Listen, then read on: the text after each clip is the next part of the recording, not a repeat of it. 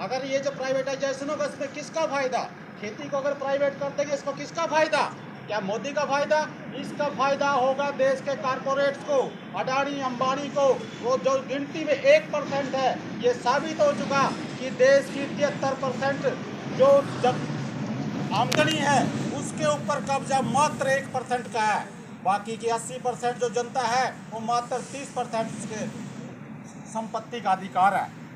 तो हम जो लड़ाई तो लड़ेंगे ही, जैसे लड़ाई को लड़ना ही पड़ेगा, लेकिन ये भी समझना पड़ेगा कि हम किसके खिलाफ लड़ रहे हैं। क्या मोदी? नहीं, ये जो नीतियां हैं ये 1991 के अंदर कांग्रेस भी लेके आई थी।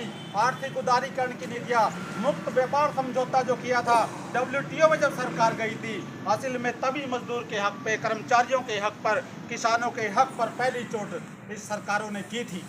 तो आज जो देश के अंदर चल रहा है, जो प्राइवेटाइजेशन करते करते ये यहाँ तक आ गए, और आज इनको डर नहीं लगता। आज इनको डर नहीं लगता मजदूर से, आज इनको डर नहीं लगता किसान से। वो समझते हैं कि बाबू टाइप लोग हैं कर्मचारी, थोड़ा सा विरोध करेंगे और घर पर चले जाएंगे।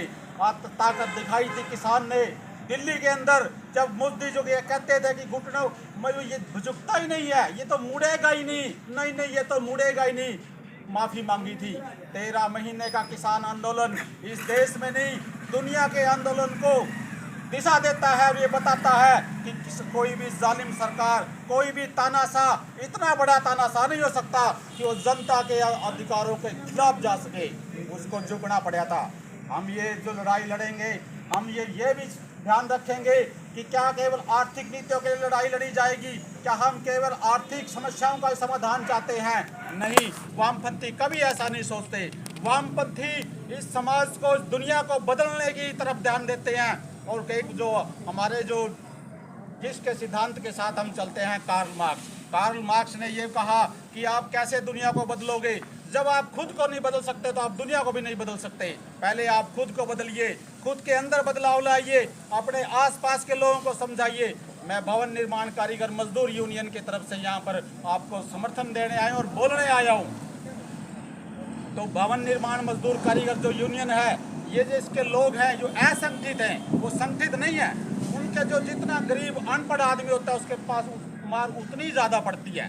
तो हम लगे हुए हैं कि हम उनको भी संगठित करें। आप सबकी भी जिम्मेदारी है कि आप मजदूरों को भी संगठित करने का काम करें। और आज ये जो नीतियाँ हैं देश के अंदर हाहाकार मची हुई है। आप किसी भी सेक्टर में जाइए, आप किसी भी महकमे में देखिए, सरकार रोजगार नहीं देना चाहती। ये पूंजीपतियों की नीतियाँ है कि सरकार जब ये रोज